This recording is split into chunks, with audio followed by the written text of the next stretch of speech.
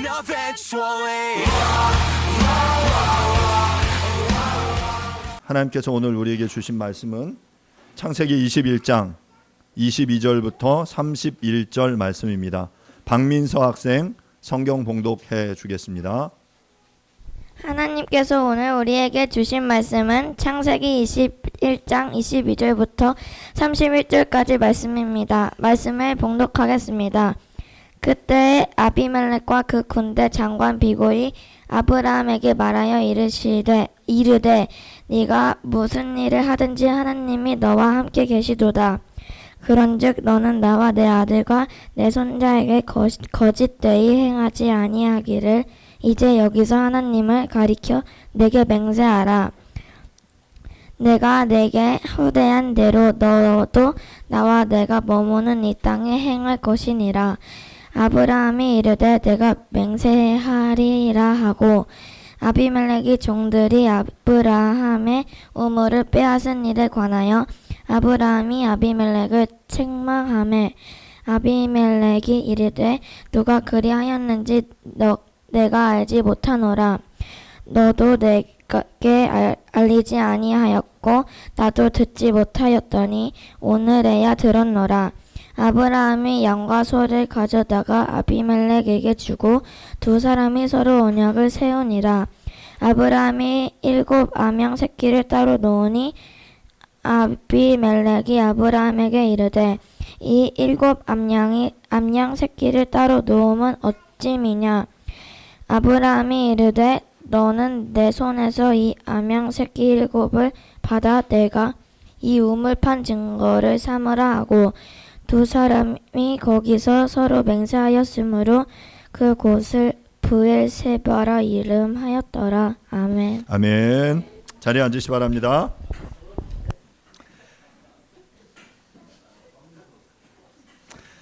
지난주 우리는 하갈과 이스마엘이라는 제목으로 말씀을 보았습니다. 이삭이 자라 젖을 떼고 잔치를 할 때 형 이스마엘이 동생을 놀리는 것을 보고 사라가 분개하여 하갈과 이스마엘을 집에서 쫓아냅니다. 집에서 내쫓긴 하갈은 광야에서 방황하다가 하나님께 부르짖고 하나님께서는 이스마엘의 소리를 들으시고 하갈의 눈을 밝히셔서 샘물을 발견하게 하셨습니다. 우리는 인생의 위기의 순간에 두려움으로 인해서 마땅히 봐야 할 것을 보지 못하고 불평과 불만을 쏟아내기가 일쑤입니다. 위기의 순간에 그 위기에 두려움에 압도되지 않고 언제나 문제보다 크신 하나님께 우리의 시선을 맞출 수 있어야 합니다. 남다른 시선을 가진다는 것은 바로 우리가 남다른 신앙을 갖게 되는 것을 이야기하죠. 마땅히 봐야 할 것들을 보고 두려움과 문제 속에 압도되어 우리의 시야가 제한되지 않도록 크신 하나님을 바라보며 보이지 않는 것을 믿음으로 바라보기 위해 노력해야 한다라고 우리가 함께 지난주 말씀을 나눴죠. 오늘은 창세기 21장 22절부터 34절까지 말씀을 통해 맹세의 우물 브엘세바라는 제목으로 여러분들과 함께 말씀을 나누도록 하겠습니다. 먼저 22절, 23절입니다. 제가 다시 한번 읽겠습니다. 그때 아비멜렉과 그 군대 장관 비골이 아브라함에게 말하여 이르되 내가 무슨 일을 하든지 하나님이 너와 함께 계시도다. 그런즉 너는 나와 내 아들과 내 손자에게 거짓되이 행하지 아니하기를 이제 여기서 하나님을 가리켜 내게 맹세하라. 내가 내게 후대한 대로 너도 나와 내가 머무는 이 땅에 행할 것이니라. 22절 시작하면서 그때라고 말하죠. 그때. 이 그때는 어떤 때일까 생각해 보면 그 앞에 있는 내용들을 쭉 받는다라고 말할 수 있어요. 아브라함이 이삭을 낳고 나서 그가 자라가던 때, 그가 이제 그 브엘세바, 브엘라 헤로이라고 불렀 그 우물이 있는 그곳에서 생활하고 있을 때, 그때 이제 이삭이 자라가 이제 장성하는 것을 지켜보던 그때 바로 그 땅에 살던 아비멜렉과 그의 군대 장관 비골이 아브라함을 찾아와서 이렇게 말했습니다. 야, 네가 무슨 일을 하든지 하나님이 너와 함께 하시는구나. 여러분, 하나님이 함께 하신다는 거 어떻게 알 수 있을까요? 아브라함의 삶이 하는 뭘 하든지 형통케 되는 거예요. 말도 안 되게 나이 먹은 아브라함이 아이를 낳아 아이가 자라가고 그 아브라함이 키우던 그 목축업이 잘 되는 것을 그 주변의 사람들이 지켜봤을 겁니다. 그래서 그 앞에 나와 요청하는 거예요. 야, 내가 너에게 선대한 것처럼, 후대한 것처럼 너도 나의 후손들에게, 나의 자손들에게 후대할 것을, 선대할 것을 맹세해라 라고 요청하고 있는 거죠. 우리가 지난 말씀을 통해서 아비멜렉이 어떻게 아브라함을 선대했는지를 살펴봤습니다. 아브라함이 자신의 아내 사라를 누이라고 속였죠. 자, 속였는데 그 속임을 당한 것에 막 분노하지 않고 도리어 그것들을 인정해 주면서 그게 돌아갈 때 선물과 땅을 허락합니다. 그리고 이 땅에서 너희들이 자유롭게 생활할 수 있도록 선대해 주었어요.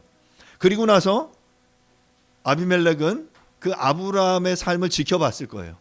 계속 지켜보면서 그가 과연 어떤 삶을 살고 있는지를 지켜봤을 겁니다. 자, 그런데 그가 그 이방 땅, 그 그랄 땅에서 아브라함의 일행이 번성해 가는 것을 보았습니다. 그리고 하나님이 그들과 함께 계시는구나 라는 사실을 인정했을 거예요. 자, 그러자 이제 더 이상 이제 이 땅에서 아브라함이 생활하고 그의 삶이 풍성해지고 점점 이렇게 강성해지는 걸 보고 더 친하게 지내야 되겠다 라고 어찌 보면 평화 조약을 맺고 있는 거예요. 우리 둘이 친하게 지내자. 내가 너 잘 대해줬잖아. 너도 나의 후손들과 함께 친하게 지내자고 우리가 서로 약조하자, 맹세하자라고 요청하고 있는 거죠. 저는 오늘 이 본문을 보면서 22절 속에 아비멜렉은 어떻게 아브라함을 향해서 내가 무슨 일을 하든지 하나님이 너와 함께 계시도다라고 말할 수 있었을까? 라는 질문을 여러분들과 함께 나누고 싶습니다. 말씀드린 대로 앞선 사라의 사건 이후 아비멜렉은 관심을 가지고 아브라함의 일행, 그 가족들을 계속해서 지켜봤을 거예요. 아비멜렉 그가 하나님을 믿지는 않았지만 하나님을 믿는 이 아브라함의 삶이 자신이 보기에 괜찮아 보였던 거죠. 하나님이 함께 계시는구나. 하나님이 함께 계시는 사람의 삶은 이런 거구나 라고 생각했을 거예요. 그리고 의아해 여겼고 좀 더 알고 싶다라고 관심을 갖게 된 것이죠. 이처럼 우리들의 삶에서 중요한 것은 바로 세상으로 하여금 그 세상의 사람들이, 더 좋게는 세상에 하나님을 알지 못하는 사람들이 믿는 우리들의 삶을 보고, 하나님을 믿는 우리들의 삶을 보고 하나님께서 저 사람과 함께 계시는구나 라는 말을 들을 수 있도록 여러분 노력해야 합니다. 여러분 그런 말을 듣고 있습니까? 너 하나님이 너와 함께 계시는구나. 너 예수 믿는 사람이구나. 교회 다니는구나. 자, 그래서 교회 다니는구나라는 그 이야기 때문에 칭찬 듣는 삶을 삽니까? 아니면 교회 다니기 때문에 손가락질 받는 삶을 삽니까? 예수 믿기 때문에, 교회 다니기 때문에 도리어 칭찬받지 못하고 도리어 사람들로부터 비난을 받는 경우 또한 있습니다. 하지만 오늘 본문 속에 보면 분명히 여호와 하나님께서 너와 함께 하시는구나 라는 이 고백은 그 사람의 삶을 통해서 본받고 따르고 싶은 아주 이 긍정적인 영향력이 흘러가고 있다라는 것을 우리가 보게 됩니다. 우리 그리스도인들의 삶은 단순히 입술의 고백에 그치지 않아야 합니다. 그냥 나는 예수 믿어. 또 우리가 매주 예배드리면서 사도신경으로 신앙 고백 드리잖아요. 하나님이 어떤 분인지, 그분이 그 아들 예수 그리스도가 어떤 분인지, 성령께서 이 삶 가운데 어떤 것들을 행하시는지를 우리의 입술로 고백했어요. 하지만 사랑하는 여러분, 우리의 입술의 고백이 우리의 신앙이 아니에요. 우리의 신앙 고백은 그렇게 하지만 실제로 우리의 삶으로 그렇게 하나님이 어떤 분인지, 우리 아들 예수 그리스도가 어떤 분인지, 그 성령 하나님이 어떤 분인지 제대로 살아내지 않는다면 우리의 삶은 헛것입니다. 우리의 믿음이 신앙 고백에 그치지 않고 삶의 태도와 열매를 통해 하나님이 함께 계신다라는, 하나님이 살아계신다라는 증거를 우리의 삶을 통해 나타내야 합니다. 세상으로 하여금 그것들을 보고 알게 하고, 또한 세상으로 하여금 우리의 삶을 통해 감동을 얻게 하는 그 삶을 살아내야만 하는 것이죠. 성경 말씀 통해 보면 이렇게 하나님이 그의 삶에 함께 하셨다, 그래서 그들의 삶이 형통케 되었다라고 이야기되는 많은 사람들의 이야기가 담겨져 있습니다. 그 중에 대표적인 몇 사람의 이야기를 여러분들과 먼저 한번 나누도록 하겠습니다. 자, 어떤 인물이 있죠? 하나님이 형통케 하셔서 함께 하셔서 형통케 된 인물. 첫 번째, 요셉입니다. 요셉. 창세기 39장 2절부터 3절을 제가 읽어보겠습니다. 여호와께서 요셉과 함께 하심으로 그가 형통한 자가 되어 그의 주인 애굽 사람의 집에 있으니 그의 주인이 여호와께서 그와 함께 하심을 보며 또 여호와께서 그의 범사에 형통하게 하심을 보았더라. 요셉은 하나님의 함께 하심으로 형통케 된 아주 대표적인 인물이에요. 제가 지난주에 요셉에 대해서 잠깐 나누긴 했는데 요셉은 형들에게 미움을 받았습니다. 그래서 애굽의 노예로 팔려갔어요. 자, 어떤 신분이에요? 노예, 종의 신분이에요. 자, 보디발의 집에 노예로 살았는데, 그런데 오늘 지금 이 고백처럼 하나님께서 그 노예인 요셉과 함께 하셨어요. 그래서 그는 아주 총명했고 아주 성실했고 맡겨진 일에 최선을 다했어요. 자, 그러자 그 주인이 얘가 이렇게 성실하고 열심히 살아가는 모습, 그래서 그 모든 일 그에게 맡기면 잘 돼, 다 잘 돼. 그 형통케 하심을 본 거죠. 무엇이 얘를 형통케 하는 거야?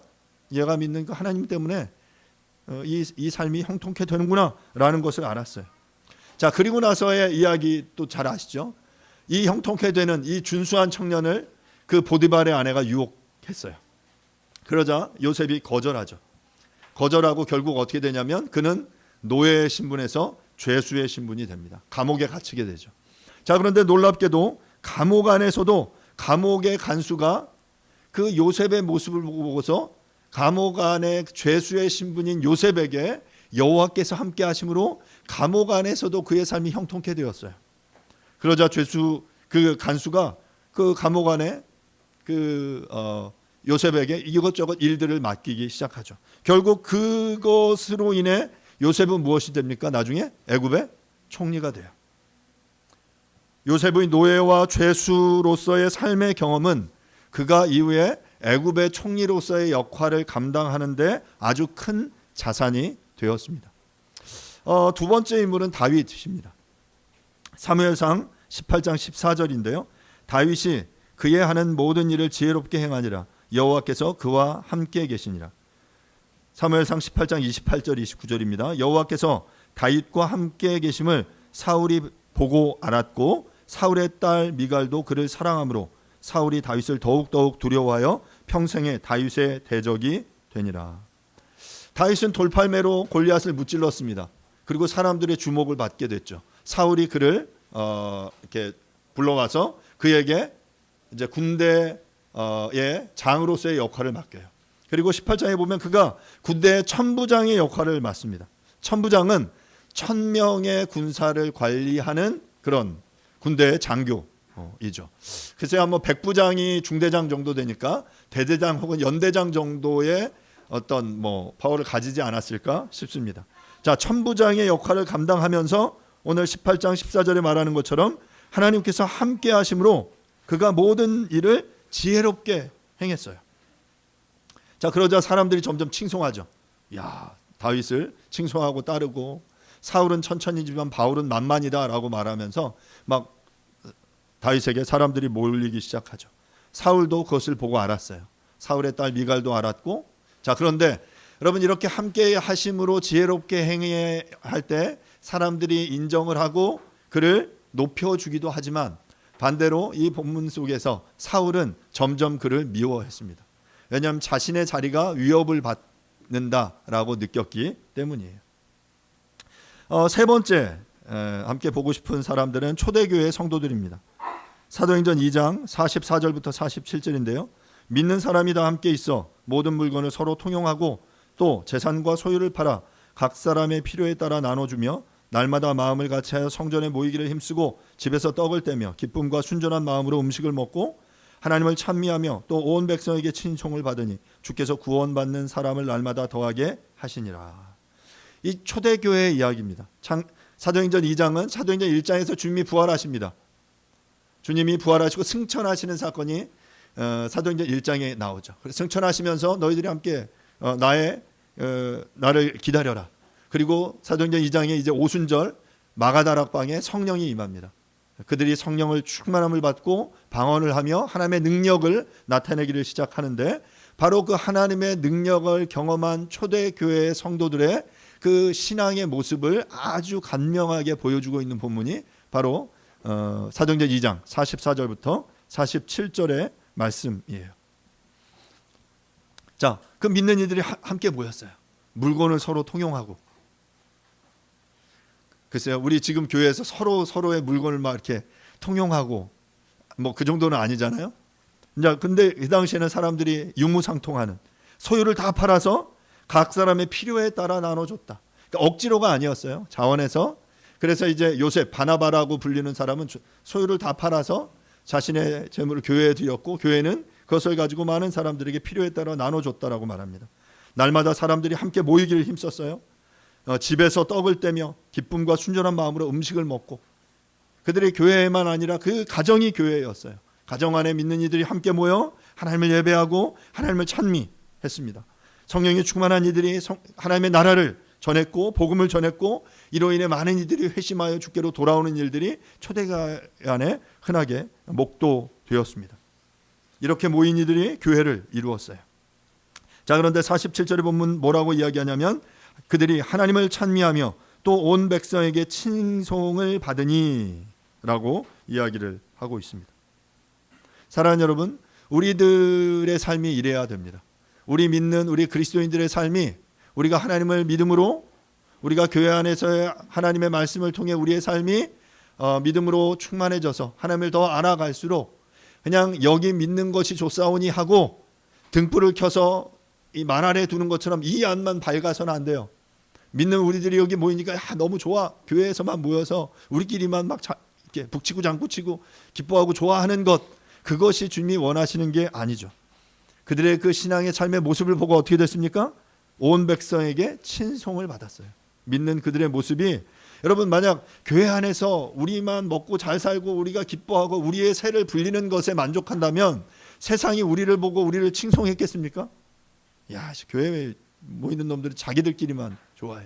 자기들끼리 모여서 잘 먹고, 그리고 도리어 집안, 자신에게 자기가 마땅히 해야 될 직장에서의 역할, 가정에서의 역할, 집안에 대소사 있을 때 맨날 빠지면서 교회에서만 이런 모임들을 한다고 핑계대고 있어. 이런 말을 듣는다면 우리는 절대로 온 믿지 않는 이 세상 사람들로부터 칭송을 받을 수 없습니다. 여러분, 우리 모두는, 교회는 이 세상의 빛과 소금의 역할을 감당해야 합니다. 단지 우리가 교회에 헌신하는 것으로 세상은 교회를, 믿는 그리스도인들을 칭찬하지 않습니다. 지금 온 세상이 이 믿는 사람들을 향해, 그리고 그들의 믿는 모습을 보고 하나님을 찬미하게 하기 위해서 우리는 구별되이 삶을 살아내야 돼요. 그것이 우리의 삶의 목표예요. 단순히 신앙생활하면서 교회 안에서 함께 모여서 그냥 우리가 좋은 것이, 그래서 우리의 새를 불리는 게, 우리 지금 5층에 모이는데 5층에 엘리베이터 있는 건물로 옮기고 1층으로 건물을 옮기는 게 우리의 목표가 아니라, 우리의 이 신앙 저희 어머니가 저를 보면서 씩 웃으셨어요. 예, 그렇게 우리가 더 가진 것이 많아지고 더 풍족하고 편안해지면 좋겠죠. 하지만 이것이 우리의 궁극적인 목표가 되어서는 안 됩니다. 우리의 신앙의 모습을 통해 도리어 내가 편안해지고 내가 좋아지는 것보다 우리의 주변이 나의 신앙으로 말미암아 유익이 되는 삶을 살 수 있도록 우리가 노력하는 거죠.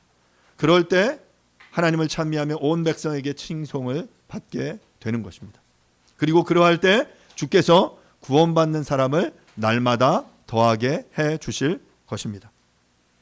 교회가 세상의 빛과 소금이 될 때, 도움이 필요한 이들에게 우리의 것을 아낌없이 흘려보낼 때, 믿는 이들이 정직하고 지혜롭게 삶을 살아내며 이 땅의 부당함 속에서도 기쁨을 잃지 않고 살아가는 모습을 볼 때 세상은 믿는 이들의 삶에 주목할 것입니다.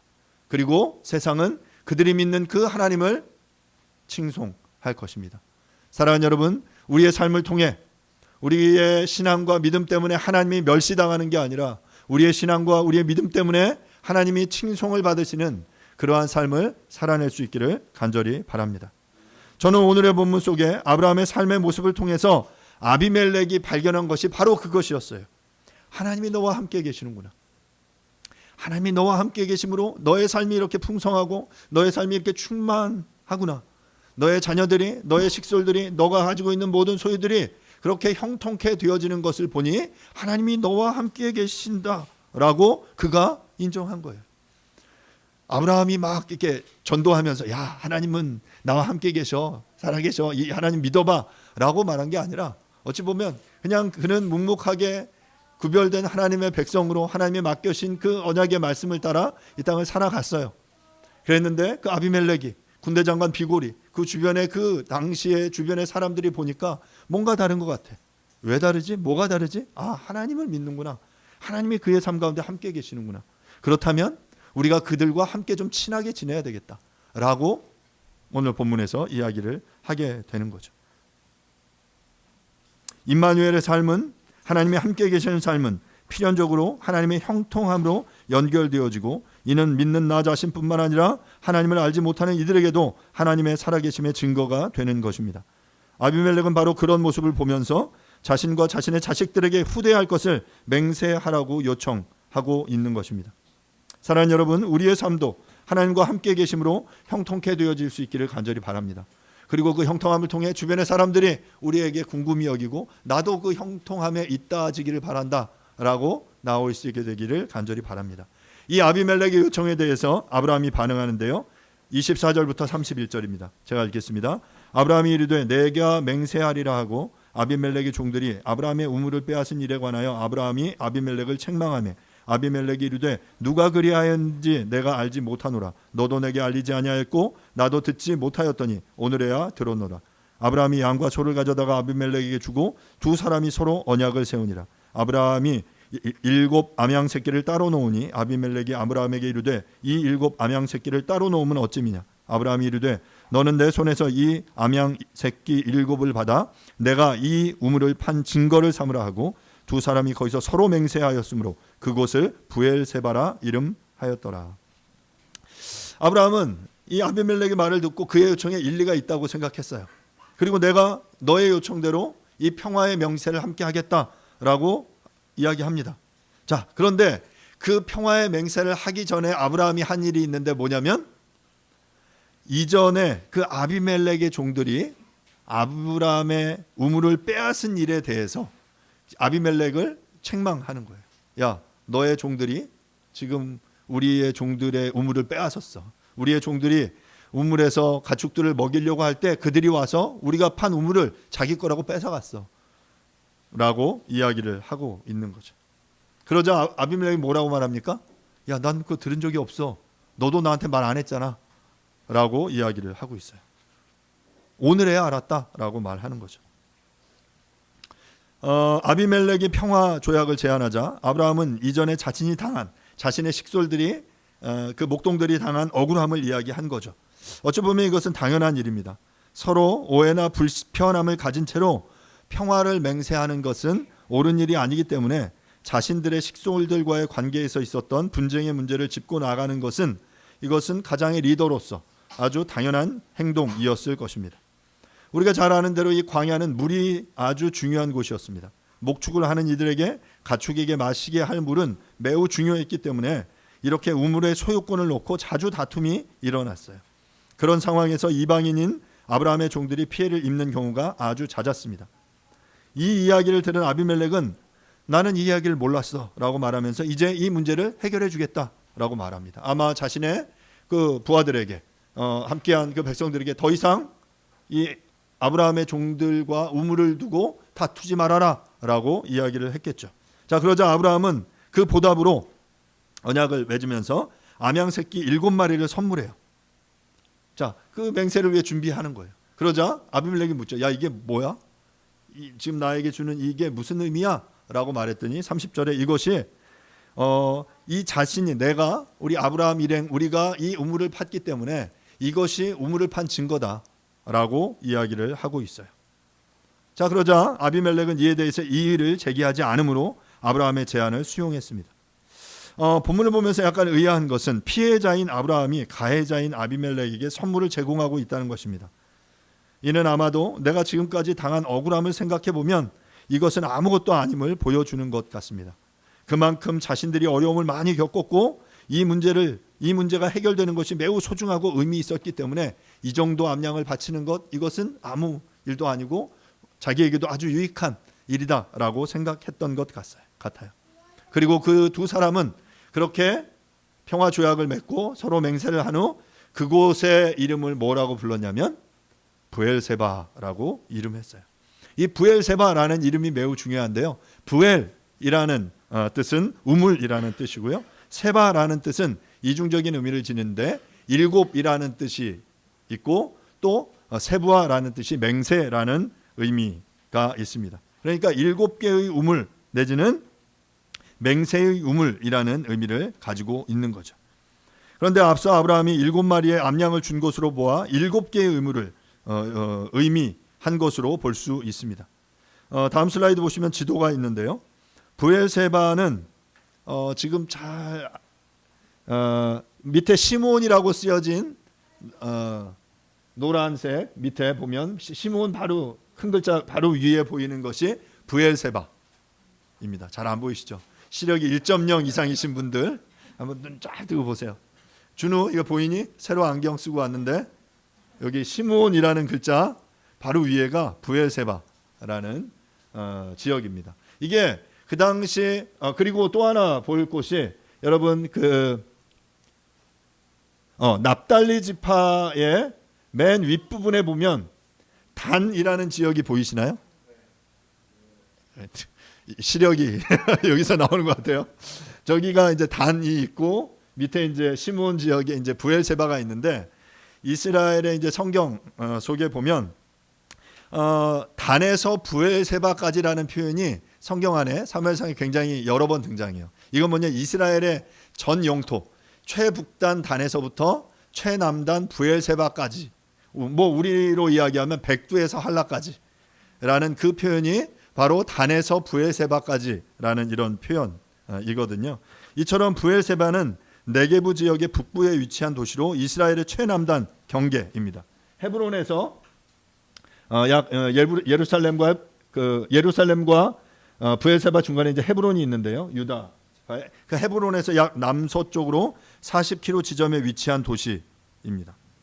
그러니까 이처럼 부엘세바라는 지역은 이후에 이스라엘의 역사 속에 여러 번 등장하는 그런 중요한 도시를 의미하고 있어요. 오늘 함께 보는 이 21장 22절부터 34절 속에서 그 이전 슬라이드 다시 한번 보여주시겠어요? 그 하나 전. 예. 본문에 24절부터 이 본문들을 쭉 읽어보면 나중에 여러분 숙제로 드릴게요. 22절부터 34절의 본문을 쭉 읽으면 여기에 아브라함과 아비멜렉이라는 이름이 계속해서 등장해요. 그렇죠? 뭐 24절에 아브라함, 25절 아비멜렉, 또 아브라함, 아비멜렉, 아브라함 계속 등장하죠. 몇 번 등장하냐면 이 본문에서 전체에서 아브라함의 이름이 7번 등장하고요. 아비멜렉의 이름이 7번 등장해요.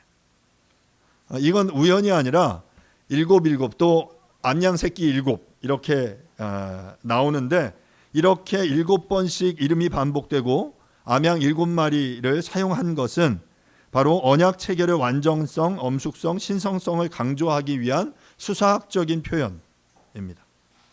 암양 7마리는 우물의 소유권을 확정하기 위한 법적 증거이자 언약의 상징이며 부엘세바라는 지명의 기원이 되는 거죠.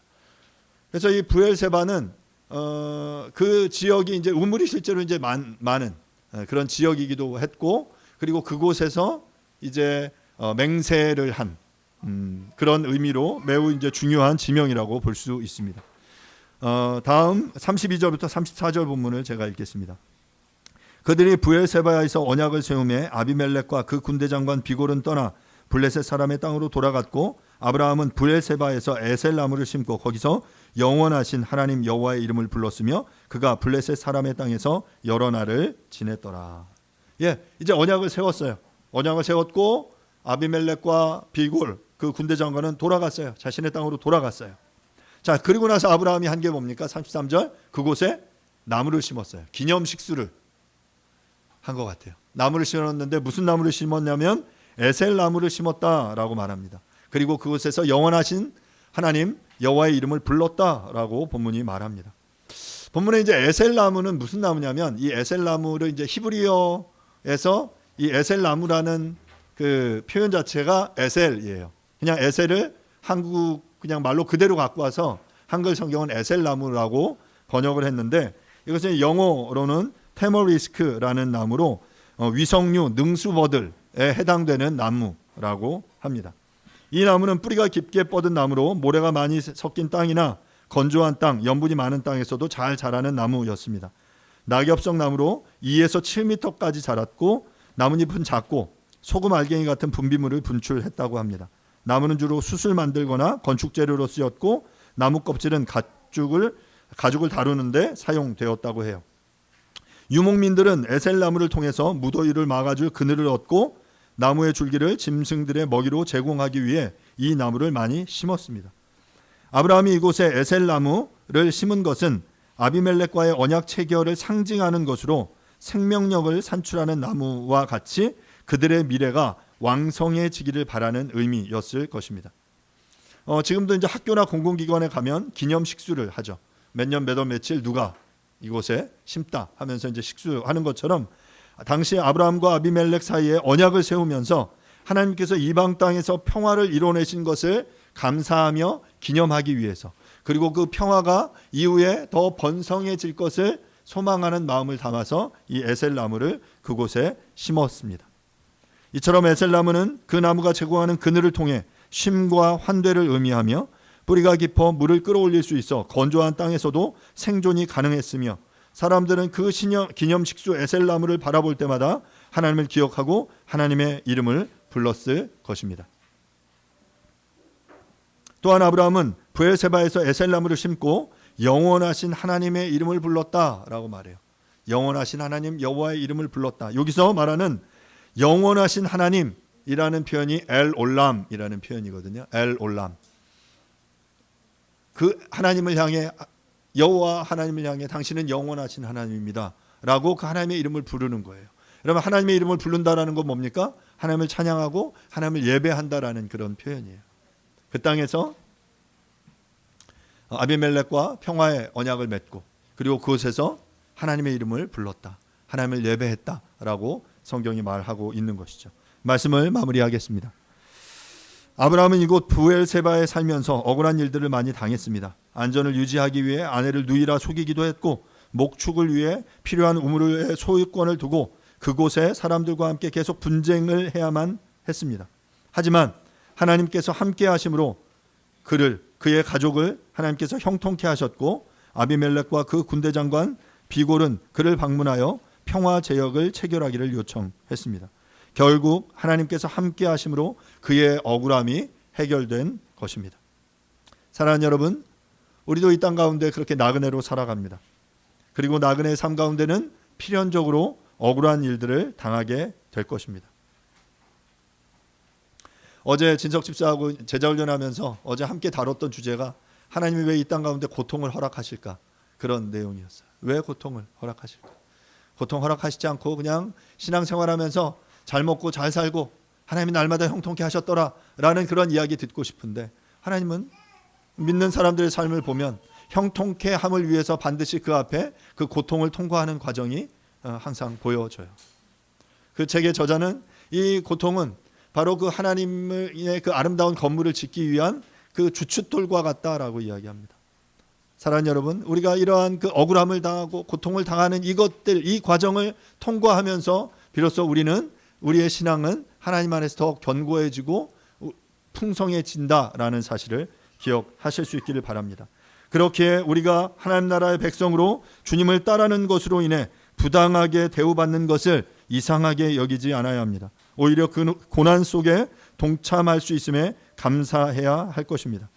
그리고 그 과정 속에서 하나님께서 나와 함께 하심을 누리며 살아갈 때 세상은 우리를 보고 하나님의 존재를 인정하게 될 것입니다. 바로 그것이 하나님의 함께 하심을 세상이 인정하는 거예요.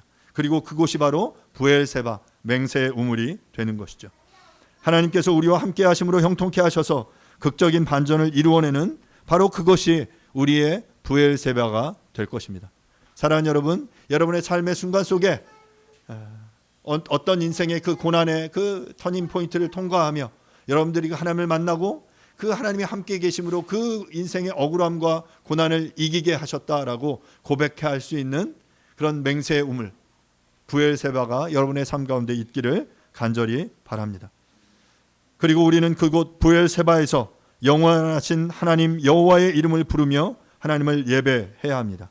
그렇게 하나님과 하나님의 함께 하시는 삶을 살아내므로 하나님을 드러내고 하나님의 이름을 부르는, 하나님을 예배하는, 하나님을 높여드리는 저와 여러분들이 될 수 있기를 간절히 바랍니다.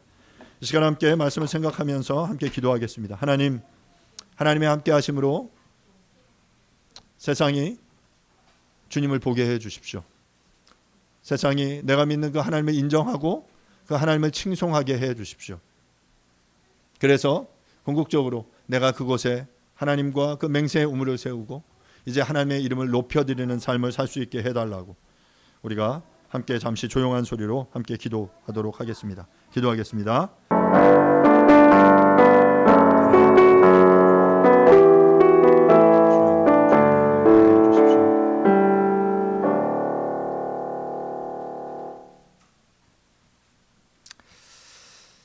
그런즉 너는 나와 내 아들과 내 손자에게 거짓되이 행하지 아니하기를 이제 여기서 하나님을 가리켜 내게 맹세하라. 내가 내게 후대한 대로 너도 나와 내가 머무는 이 땅에 행할 것이니라. 아비멜렉이 아브라함을 향해 자신의 자손들을 후대할 것을, 선대해 줄 것을 요청합니다. 그렇게 한 이유는 바로 아브라함의 삶을 통해 하나님이 아브라함과 함께 계심을 그가 보았기 때문입니다. 하나님이 함께 하심으로 아브라함의 삶이 형통케 되었고, 그리고 그곳에서 이제 아비멜렉과 맹세의 우물을 세우며 평화의 조약을 세웁니다. 주님, 우리의 인생과 삶 속에 하나님이 함께 하심으로 형통케 하시는 놀라운 은혜가 있게 도와주십시오. 그래서 그 하나님의 형통케 하심으로 하나님의 함께 하심을 세상이 보고 또한 그들 또한 주님께로 돌아오게 될 수 있도록 하나님 은혜를 베풀어 주십시오. 그 삶의 현장 속에 우리가 부엘세바, 맹세의 우물을 쌓고 또한 주님 앞에 나와 영원하신 하나님의 이름을 높여드리는 우리의 인생과 삶이 되어줄 수 있도록 하나님 축복하여 주옵소서. 감사드립니다. 예수님의 이름으로 기도합니다. 아멘. 뉴시티 교리문답 21번 문항입니다. 우리가 하나님께 다시 인도되려면 어떠한 구속자가 필요합니까? 참 인간이자 참 하나님인 구속자가 필요합니다. 아멘. Happen eventually.